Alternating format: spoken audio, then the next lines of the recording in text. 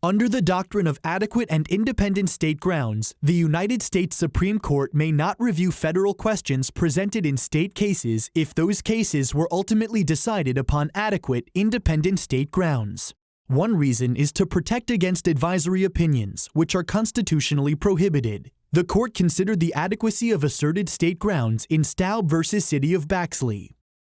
In February of 1954, Rose Staub visited several women in their homes and encouraged them to join her organization, the International Ladies Garment Workers Union.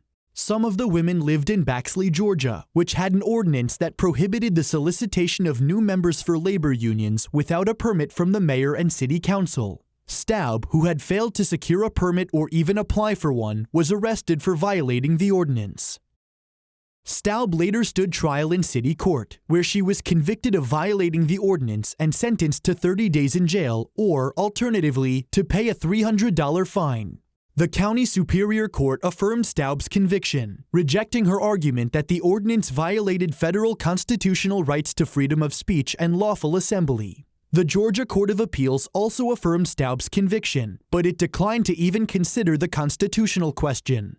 The reason was that Staub had failed to follow state procedure that required her to challenge specific sections of the ordinance instead of the ordinance as a whole. The Georgia Supreme Court denied cert, and Staub appealed to the United States Supreme Court.